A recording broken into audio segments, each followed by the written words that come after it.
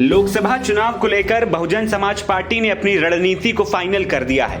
बसपा के राष्ट्रीय कोऑर्डिनेटर आकाश आनंद ने शुक्रवार को फरीदाबाद में संविधान बचाओ सत्ता प्राप्ति संकल्प यात्रा के जरिए चुनाव प्रचार अभियान की शुरुआत की।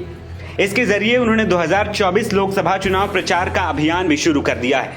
वो यूपी और उत्तराखंड के बाहर देश में अभियान की कमान संभालेंगे। दरअसल यूपी और उत्तराखंड में खुद बसपा सुप्रीमो मायावती ही प्रचार अभियान की कमान संभालने वाली हैं। इसीलिए आकाश आनंद को यूपी और उत्तराखंड के बाहर भेजा जा रहा है।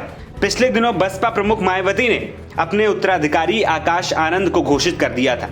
इसके बाद उनके यूपी उत्तराखंड में भी दखल बढ़ने की चर्चा थी। हालांकि अब इस मामले में स्थिति स्पष्ट हो गई।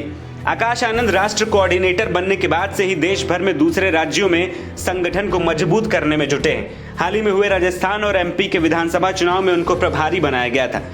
वहां भी उन्होंने यात्राएं निकाली और प्रचार का जिम्मा संभाला। अब लोकसभा चुनाव से पहले मायावती अपने उत्तराधिकारी घोषित कर चुकी हैं। उन्होंने फरीदाबाद से अपने चुनाव प्रचार अभियान की शुरुआत भी कर दी।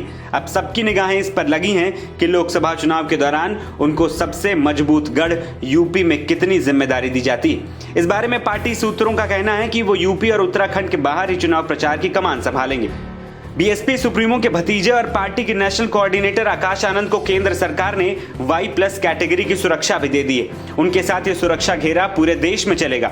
सुरक्षा में सीआरपीएफ के जवान रहेंगे। आकाश आनंद को हाल ही में मायावती ने अपना राजनीतिक उत्तराधिकारी घोषित किया था। आकाश के पास यूपी और उत्तराखंड को छोड़कर दूसरे राज्यों में बीएसपी के संगठन को विस्तार देने की जिम्मेदारी है।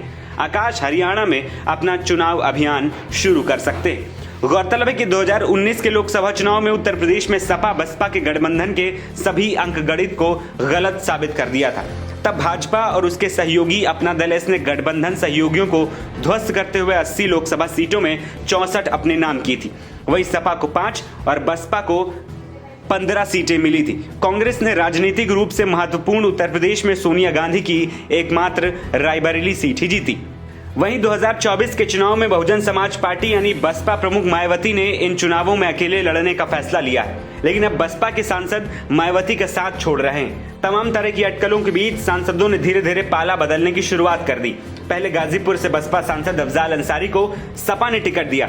अब अंबेडकर नगर से बसपा सांसद रितेश पांडे भी बीजेपी में शामिल हो गए। अमरोहा से सांसद दानिश अली को बसपा पहले ही पार्टी से निकाल चुकी है। दानिश अली कई मौकों पर राहुल गांधी के करीब नजर आए और यह दावा किया जा रहा है कि कांग्रेस दानिश अली को अमरोहा से टिकट भी दे सकती है।